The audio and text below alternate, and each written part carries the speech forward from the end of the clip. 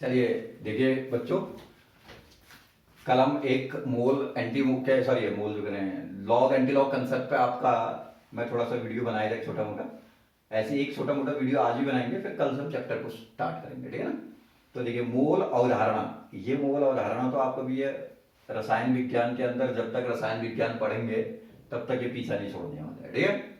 जब तक आप पढ़ेंगे, भले ही आप ऑर्गेनिक पढ़ें, इनऑर्गेनिक पढ़ें, फिजिकल पढ़ें, ठीक है, या प्रैक्टिकल करें, ठीक है, जो भी आप केमिस्ट्री के अंदर काम करेंगे हर जगह आपका क्या मोल अवधारणा का जिक्र जरूर होगा, ठीक है। बिना इसके आपका केमिस्ट्री अधूरी है। इसलिए मैं छोटा सा वीडियो भले 10 मिनट 15 मिनट का जो भी बनाएंगे, इस कंसेप्ट को आप बहुत अच्छे से समझेंगे। चैप्टरों के अंदर बीच बीच में आपको फिर क्या है, दिमाग में संकोच नहीं आना चाहिए कि ये क्या होगा, ये कैसे होगा, ठीक है। खासतौर पे यहाँ दूसरा जो चैप्टर है बिलियन वाला ना आपका, तो उस चैप्टर के अंदर तो आपको क्या है, हर दूसरे न्यूमेरिकल के अंदर आपका मोल अवधारणा आएगा, नहीं तो सर पटकते रह जाएंगे, ठीक है। इसलिए कोशिश करें बहुत अच्छे से वीडियो को देखेंगे। जैसे मैं बता रहा हूँ बहुत छोटा सा कंसेप्ट है, बहुत ज्यादा दिक्कत भी नहीं है इसमें, ठीक है ना। देखिए क्या होता है, 1 मोल, ठीक है ना, किसी भी स्पीसीज का, ठीक है, 1 मोल के भी 2 अर्थ निकालते हैं, ठीक है ना। क्या क्या देखिए, 1 मोल का मतलब होता है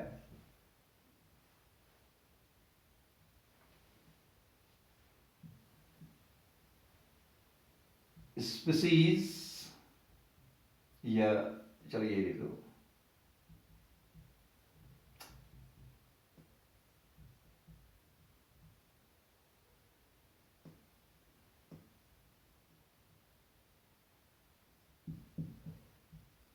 स्पीसीज के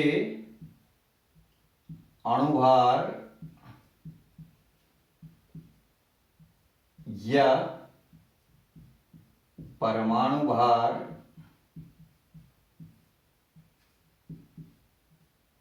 के बराबर ग्राम में मात्रा, ठीक है, के बराबर ग्राम में मात्रा, ठीक है। ये बहुत इंपॉर्टेंट कंसेप्ट है, देखिए, ठीक है। दूसरा ये कहता है स्पीसीज के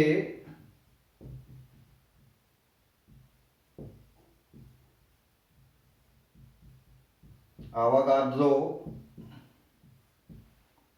संख्या के बराबर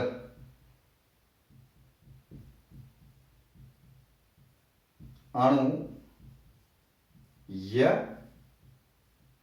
परमाणु, ठीक है।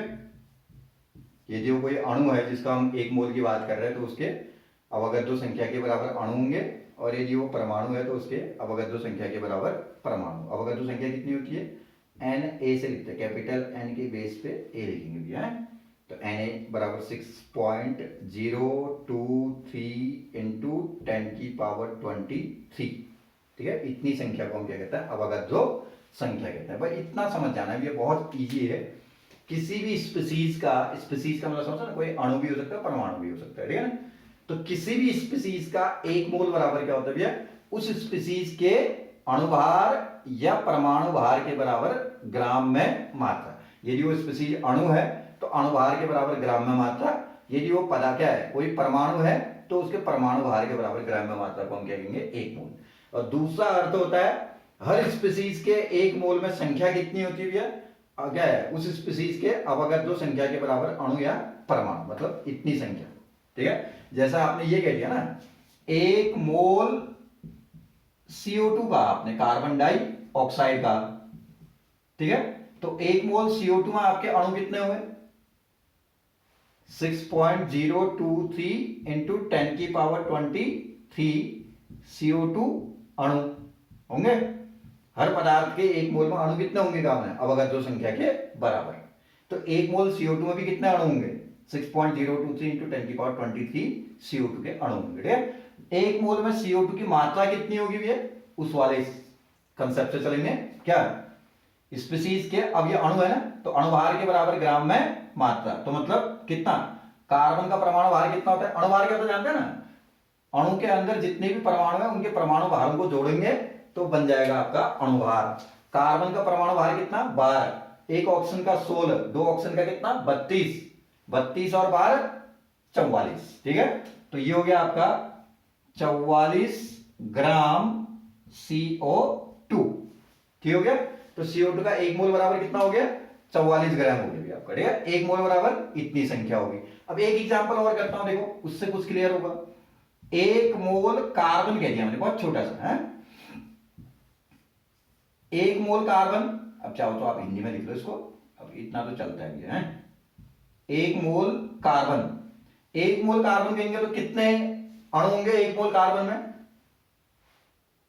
संख्या तो हमेशा अवगत ही होगी आपने, 6.023 इंटू 10 की पावर 23 कार्बन क्या परमाणु। ठीक है ना, कार्बन के इतने परमाणु होंगे एक मोल में।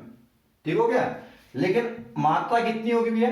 कार्बन का परमाणु भार कितना होता है 12, तो उसके परमाणु भार, क्योंकि मैंने कहा ना स्पीशीज के अणुभार या परमाणु भार, अब परमाणु है तो परमाणु भार के बराबर ग्राम में मात्रा, 12 ग्राम कार्बन हो गया। ठीक है, तो आपको कुछ समझ में आया? देखो इससे कुछ समझ में आ रहा है। देखो हर स्पीशीज के एक मोल में संख्या एक समान होती है, इसके भी एक मोल में इतनी संख्या है, इसके भी एक मोल में इतनी संख्या है, लेकिन हर स्पीशीज के एक मोल में मात्रा क्या होगी? भिन्न भिन्न हो सकती है। कभी समान भी हो सकती है, किसी दो अणुओं के या दो परमाणु के, सॉरी दो परमाणु के तो नहीं हो सकते हैं, दो अणुओं के यदि आपके परमाणु भार सर क्या है, अणु भार क्या है, एक समान है, तो आपका उस समय क्या भी हो सकता है, दोनों के एक मोल में मात्रा बराबर भी आ सकती है, लेकिन ये वैल्यू आपकी डिफरेंट हो सकती है। ठीक है, जैसे CO2 का एक मोल में इतना है, कार्बन के एक मोल में ये, मतलब उनका जितना भी जिसका परमाणु भार या अणुभार होगा उतनी ग्राम मात्रा को आप क्या कहेंगे, उसका एक मोल कहेंगे। ठीक है, तो ये बात समझ में आई ना। अब यहां से एक इंटरकनेक्शन है, देखो एक मोल बराबर इतनी संख्या है, एक मोल बराबर इतनी मात्रा है, तो मैं ये भी तो कह सकता हूं भैया इतनी संख्या में मात्रा कितनी होगी इतनी, या इतनी मात्रा में संख्या कितनी होगी इतनी, बात तो एक ही हुई।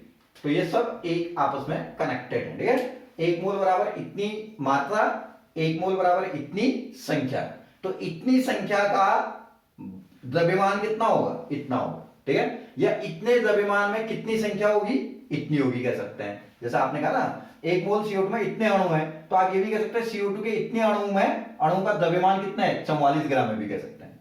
तो ये सब तीनों एक दूसरे के साथ जुड़े हुए रहते हैं, तो ये भी कह सकते हैं इतना CO2 के अणु बराबर इतना मात्रा, या क्या है इतना मात्रा बराबर CO2 की इतनी मात्रा बराबर इतने अणु, ये ऐसी कार्बन में ऐसे कह सकता है। ठीक है, आ जाएगा ना। अब मैं एक छोटा सा इस पे हल्का सा आपको कभी न्यूमेरिकल्स पूछते हैं तो आपको दिखाता हूं मैं कैसे क्वेश्चन पूछते हैं कहीं कहीं पे ना, आगे जाकर के आपको क्या है न्यूमेरिकल में भी आपको ध्यान रखना पड़ेगा इन छोटी छोटी चीजों को, तो ये ध्यान रखिएगा। ठीक है, देखिए सपोज आपसे ये कह दिया, क्वेश्चन दे दिया, मान लिया NaCl के 2.5 मोल में अणुओं की संख्या ज्ञात करें। ठीक है, आपने क्या करना है NaCl के 2.5 मोल में क्या निकालनी है, अणुओं की संख्या निकालनी। एक मोल सबका आना चाहिए आपको, एक मोल आ गया तो उसको आधार बना करके आप किसी को भी सॉल्व कर सकते हैं। ठीक है, तो बताओ भैया NaCl का एक मोल कितना हुआ, एक मोल NaCl में, ठीक है कितनी संख्या होगी, NaCl के एक मोल में संख्या कितनी होगी, संख्या तो किसी का भी एक मोल होगा तो अवगत ही होगी ना, तो 6.023 इंटू 10 की पावर 23 NaCl अणु कह सकते हैं, इतने NaCl अणु होंगे हर पदार्थ का। NaCl का KCl भी होगा, H2SO4 होगा, HCl होगा, जो भी आपके पास क्या है रसायन है उसके एक मोल में हमेशा संख्या बराबर अवगत संख्या के बराबर ही होगा। ठीक है, अतः क्या एक मोल में जब इतनी संख्या है तो 2.5 मोल में कितना होगा, 2.5 मोल में कितना, 6.023 गुणा 10 की घात 23 गुणा 2.5, इतनी संख्या हो जाएगी। ठीक है, समझ गया ना। आलू प्याज बेचने जैसा ही तो है, 1 किलो आलू का रेट इतना है तो 2.5 किलो का रेट कितना होगा, तो 1 किलो के रेट को 2.5 से गुणा करेंगे तो निकल जाएगा उससे, कैसा। सिमिलरली ऐसे यहां पर भी आप करिए। अब बाई चांस कभी ऐसा न्यूमेरिकल आ गया, इसी पर पूछ देता हूं, या आपसे ये करिए कि आपका NaCl के ए 2.5 मोल में मात्रा कितनी होगी, तो क्या करोगे, 1 मोल में मात्रा कितनी है, 1 मोल NaCl में कितना है इसका परमाणु भार, 23 सोडियम का, क्लोरीन का कितना होता है 35.5, दोनों को जोड़ोगे तो किसी भी अणु के अंदर जितने भी परमाणु हैं उनके परमाणु भारों को जोड़ोगे तो अणुभार बनेगा, ठीक है। तो कितना होगा 58.5 ग्राम में हो गए हैं, तो 1 मोल NaCl बराबर इतना ग्राम होगा, ठीक हो गया। तो आपका 2.5 मोल या 2.5 मोल NaCl में कितनी मात्रा होगी कह रहा है, तो 2.5 मोल में मात्रा कितनी होगी बताओ, 58.5 गुणा 2.5 निकल जाएगा, इतना ग्राम मात्रा हो जाएगा भैया, कोई दिक्कत ही नहीं है। 1 मोल में इतनी मात्रा तो 2.5 मोल में गुणा इतना कर लोगे। बाई चांस क्वेश्चन ये पूछ दिया आप, देखिए NaCl के, ठीक है, ये दे दिया आपको 150 ग्राम मात्रा में अणुओं की संख्या बताओगे दिया, ठीक है। NaCl का मात्रा कितनी दी है 150 ग्राम, तो आपको क्या है उसमें कितने अणु होंगे इसकी संख्या बताओगे। अब मोल का यूज नहीं हो रहा, ठीक है। 1 मोल बराबर कितना होता था, अणुभार के बराबर ग्राम में मात्रा, 1 मोल बराबर क्या भी होता था, अवगाद्रो संख्या। तो मैंने क्या कहा था, अणुभार के बराबर ग्राम में मात्रा जो होती है उसमें उतनी संख्या होगी कहा था। तो यहां से मैं कह सकता हूं, ये देखो, तो 1 मोल ये NaCl का 1 मोल कितना है, ऊपर लिखा है 58.5 है, तो 58.5 ग्राम NaCl में अणु बराबर कितने होंगे,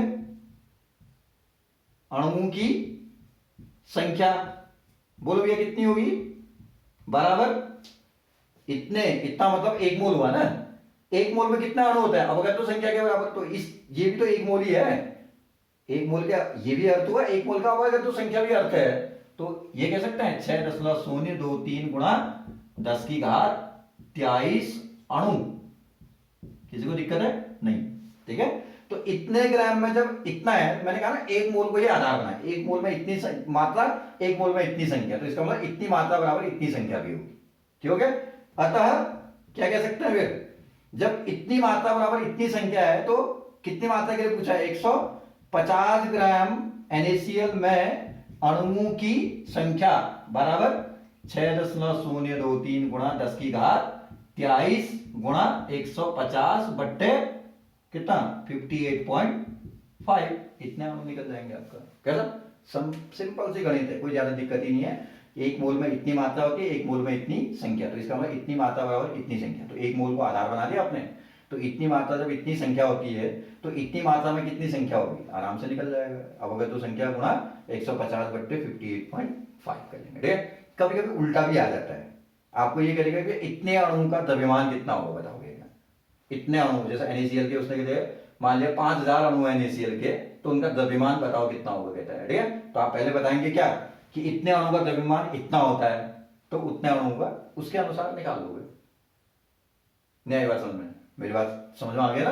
तो ये बहुत छोटे छोटे कंसेप्ट हैं भैया, मेरे ख्याल से आप कोशिश करेंगे तो आराम से मोल कंसेप्ट बनेगा, और बिना मोल कंसेप्ट के रसायन विज्ञान के अंदर या बिना लॉग एंटी लॉग कंसेप्ट के अंदर, भौतिक रसायन के अंदर, ठीक है, मोल कंसेप्ट के बिना तो सॉरी कहते तुम्हारा ऑर्गेनिक इनऑर्गेनिक भी नहीं चलेगा, लेकिन लॉग एंटी लॉग कंसेप्ट का यूज जनरली फिजिकल के अंदर ही ज्यादा दिखेगा, भौतिक रसायन के अंदर ही दिखेगा। तो कोशिश करेंगे कि ये तीनों कंसेप्ट को आप बहुत अच्छे से ये कल के और आज की वीडियो में आपने समझ लिया होगा। तो शायद मेरे ख्याल से कल से मैं जो आपका पहला जो चैप्टर है वो है कौन सा, ठोस प्रावस्था, ठीक है, ठीक है, ठोस प्रावस्था में आएंगे, ये पहला चैप्टर है आपका यूके बोर्ड का, ठीक है।